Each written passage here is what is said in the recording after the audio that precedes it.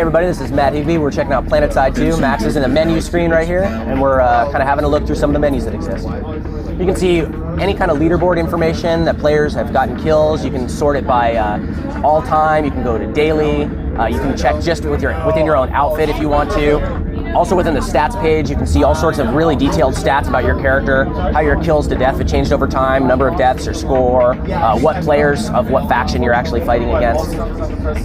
With the class screen, there's 6 different classes that you can play within PlanetSide 2, and each one of them is really unique. They have access to unique weapons, unique abilities. Each one of them can be deeply customized. Part of that is through the weapons that they have. Part of that's also through customizations through the certification system, which we'll show a little bit later. So here we're seeing weapon customization. Right now, this particular light assault character has access to 3 different carbine rifles that can each be uniquely customized with different sights, different utility attachments, different cosmetic customizations, and of course, different certifications that you've unlocked. PlanetSide 2 are really trying to make it so that you can completely personalize your gameplay experience so that the role that you're playing is perfect for your playstyle, perfect for your empire, perfect for your outfit, perfect for your squad. Whatever you need at any given time, you're going to be able to have access to. Here we see some vehicles. Like our character classes, each one of our vehicles can be really deeply customized. You can put an anti-aircraft weapon on top of this thing if you want to. You can put an anti-infantry weapon on top of it. Cosmetic customizations exist. Different armor pieces exist. Different utilities like having a motor that has more torque for getting you over hills, but a lower top speed exists. All these things exist as trade-offs. So I'm giving up one thing to be able to emphasize something else, rather than as a net power advantage. So you can see our store. Within the store, players are able to unlock lots of different weapons. You see here that any of the weapons that are gameplay items are all available for Araxium, which is our in-game resource. This is earned competitively by by capturing bases and fighting over bases.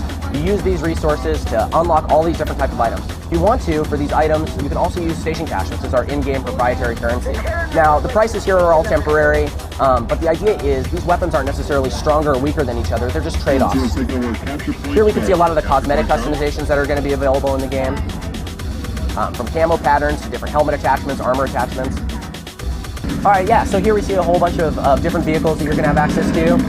Max decided to go with the quad. Hopefully you don't crash into anything. This guy can't really take too much of a punishment, but it can be really well configured. So you see you have a cannon here. You could totally just deck out this cannon however you want. If you want to do a rocket launcher on here, that's the zoom I guess you're using there. Yep. Not only can you just customize the cannon that's on there, but you can customize different attachments for it too. It's a really great way to get from point A to point B. I personally like to throw a bunch of explosives on them and then crash them into people and detonate the explosives. But all right, so here we are in this amp station. This amp station is equivalent to the size that you would see a normal FPS map. And there's a lot of aircraft flying over here, so you sort of need to be careful. But we're fighting over these different control points. You see, point A is currently held by the Donu. That's how you can tell it's purple. Your faction, the new conglomerate, doesn't hold anything right now. Get him! Nicely done. You got shot. Happens to the best. You got shot by 2 guys. You can tell. So really what we're trying to do with the shooter gameplay is we're trying to make sure that we have a completely uncompromised FPS experience. All the FPS fundamental mechanics should feel like anything you would expect to see if you've been playing any of today's modern AAA FPS games. The amount of weapon customization that exists, the feeling for each one of the weapons, the differentiation between different assault rifles, how they fire, all feels as tight and as great as you would see in Battlefield or a Modern Warfare type game. But you're playing against 2,000 people simultaneously on the exact same continent. This base that we're fighting over right now constitutes about 2% of the total map. That's completely non-instance. There's no loading screen between it. You can actually see another base way off over here in the distance that you could just walk right up to or fly over to. If you wanted to hop on that quad, you could drive up there, take you a few minutes. But there could be an entire FPS map game fighting there with hundreds of players. Hundreds of players just in that area. Explain that. So right now this facility that you guys are fighting over has been captured by the Terran Republic. That's one of the 3 different empires that are battling for control of the planet of Araxis that we're on. By owning this facility, they own the region that the facility is on. That region gives them resources. This particular base is sitting on top of Araxium, which is one of the 4 types of resources that we have in the game. By capturing this region and owning this region, you as a soldier on that army are earning Araxium that you can then use to go into the store and buy different weapons. Take over Capture Point Bravo. Capture Point Bravo. You can hear here we have voice over IP built in through the whole thing. So some of the people are trying to coordinate battles. You really need to have that sort of coordination aspect to be able to have the kind of massive gameplay that PlanetSide uses. So once you guys clear out this room here, you're going to be able to roll up to this thing, and you'll hold down E, and then you'll capture this point. There it goes. There you go. So now you're capturing this point, and as long as you guys can capture and hold this point, you're going to be able to start making progress towards capturing the base. So now we can see down here in the bottom corner. Take these bases from us anymore. You can see in the bottom corner that we have two of the three capture points for Zervan are controlled by your faction right now. I think that guy's disconnected or something.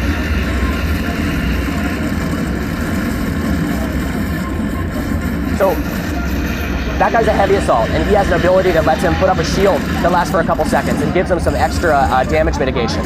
So he uses that to like jump in front of a tank and use his rocket launcher to take it out. That guy you're fighting against right now is a max suit, super heavily armored. You as a light assault are doing exactly what you need to do. You're using your jump jet to maneuver around him and try not to get actually in front of his line of fire, flank him instead. But as soon as he gets a shot on you, you're going to be dead pretty quick. So there's a lot of positional gameplay, a lot of class-based gameplay, so you're figuring out what type of class you're playing against and how you're going to best defend yourself against that particular class. Bravo from us. Everyone defend Bravo. So now, playing as a heavy assault character, you're going to have access to an LMG as well as a rocket launcher. So if you hit 3, you'll have a rocket launcher now, and you'll be able to use that to take out some of those airplanes that are flying around up above the base here. So PlanetSide is completely non-instance. It allows thousands of players to directly and simultaneously compete using all these air vehicles, ground vehicles. You gotta get a lock onto him, and depending on how he's decked out his vehicle, he might have some stealth on it that makes it harder for you to lock onto, etc. So this I know, I managed to run me into a mountain. you hit a mountain. This rocket launcher, you still are going to have tons of different customizations that you can do to it, from certifications that you can unlock for it, to different lock-on mechanisms, things like that. So even within a single weapon, there's tremendous amount of customization that exists. So right now it's nighttime at this base too. PlanetSide 2 is a persistent shooter game. So when you capture this base, the map doesn't switch and a loading screen doesn't pop up. Instead, you just fight over it and defend it and hold it until somebody else takes it back from you. And there's like a full day-night cycle. There's a full day-night cycle, exactly. So, you know, as time of day progresses, sometimes it's dark, sometimes it's light. If it's dark out, maybe you want to get some night vision stuff. Maybe you want to get flashlights. If it's daytime, then maybe attacking from the sun is a good thing to do from if you're an aircraft, so people don't get to see you as well. That's one of the things that really makes the battlefield very dynamic. And again, you're fighting over such a tiny area of the map. Like if you hit the M key, we can bring up the map really quick and just take a look here. This is the region that you're fighting over, is this one amp station. And this entire map here is 64 square kilometers of gameplay space. Players will capture these different regions, and then they'll get a capture bonus to being able to secure this region. So as I secure all these regions around and sort of cut off reinforcements, I'm able to more easily capture this. So there's a very deep strategic gameplay that's happening behind the visceral moment-to-moment gameplay. And then what happens once like one faction controls all of the map? Does the map ever get reset? No. If one faction does gain control of the entire map, there's a couple things that make that really difficult. We have 3 factions that are fighting all the time. Yeah. So one faction getting really strong ends up having to fight against 2 factions. So they're fighting a 2-front war, or maybe they're fighting against people that are teaming up against them. But each one of the empires has a staging point on the continent that they can always respawn at. They can always basically form up and attack out from that spot. So there's never a complete lockdown that happens. Take over capture point Charlie. I think that airplane just crashed. Whoa. Oh, got fireball. So this particular base that we're fighting over right now is a real combined arms fight. Aircraft and tanks are all participating in control of this base at any given time. We have other maps like our biolab facility that's a little bit further out. You can see a couple on the map there. That are really contained. Once you're inside that dome, it's an infantry-only fight. You don't have to worry about vehicles strafing over you as much, or tanks strafing, or tanks bombarding you while you're fighting inside the walls. Yeah, I mean, one of the really cool things that we're doing is we have all the strategic gameplay and coordination tools, but we're also putting some of that stuff external too. So you can go to our players website, and players are going to be able to look at the map in real time, see what areas are being captured. And we also have an iPad app that's going to be actually not just the iOS, but also Android, that allows you to not only look at the map and see in real time what sort of fights are happening, but also communicate back into the game using the voice over IP server. I'm flying over here to a completely different region that has a completely different look to it. This area has lots of ground cover for infantry to hide from aircraft with these big bushy trees. It kind of provides a different sort of gameplay experience than the canyon area that we were just in. We're flying through here, and you can start seeing the sun setting. As as it goes down, how that kind of graphical effect actually affects the battlefield. You can imagine fighting through this, and then you start seeing the tracers and explosions happening at nighttime that really kind of give this world an extremely dynamic look and just an incredible visceral gameplay experience throughout all times of day. Now we have the dawn. So this is just one small area. I've only flown from this location here around like this. So you've gotten to see about 10% of the total map of Indar. These areas down here have a completely different look to them. I crashed.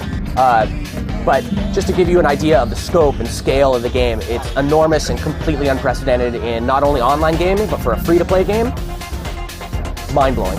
Hey, this is Maxwell McGee, here with Matt Higbee. We're checking out PlanetSide 2. We just finished up our in-game demo, and in between furious bouts of hairbrushing, we found some time to show off this iPad app that connects with the game itself. It's actually really cool. It's kind of part wiki, part wiki, part actual connection. So I can actually go through here, see all sorts of statistics about different weapons, see how I've been doing with each one of these weapons. But I can see stats for myself, stats for my friends, stats for my outfit, which is our equivalent of guilds. So it like connects with your data in the game, and so it's like, with this assault rifle, I've gotten 20 kills or something. Exactly, that's right. And also I can select my character, and I can actually go in here and see, because PlanetSide's a persistent game, I can see what the capture status is for different regions within the world. If a base is being contested right now, I can know about it just by going onto this map and looking and seeing who's fighting over stuff. And then say a base that I really want my outfit to hold is being taken over, I can go right over here to voice chat. I can log into my outfit voice chat channel and start yelling at guys to get over there and start defending it. So maybe I'm stuck at work, or I'm on the floor of E3 and I don't have a chance to really coordinate with my team while they're playing the game. I can do it right here from the app. So you can harass them on the go. That's right. And this is going to be available for Android and for iOS devices starting when we ship the game. And then you also mentioned that you're going to be releasing some of these tools to the community so they can put together their own sorts of apps. Is that correct? That's exactly right. So with PlanetSide 2, we have a really strong community focus. We've been listening to community members, trying to figure out exactly what they want out of this game and trying to deliver it to them. One of the things that we've been asked for a ton is the ability for people to make their own external apps, be able to make their own websites. So we built in all the data that we're using for this app, all the stuff that we're using for our own website, basically any piece of data in real time about any character, about the world, you're going to be able to have access to through external JSON feeds to create your own apps, create your own websites. If you want to make an outfit website that lets you see the played time for each one of the people in your outfit, they give you permission to do it, bam, you're going to have access to be able to create that sort of website for yourself. Awesome. Can you give the folks at home a sense of when they can start getting their hands on PlanetSide 2? We'll be starting our closed beta test in the very near future, within the next few weeks. And we'll be doing open beta, a couple weeks after that. And then, the game is going to be launched and free to play within the year. All right, best of luck to you, Matt. Thank you so much for talking with us. Thank you. Take care. Thanks.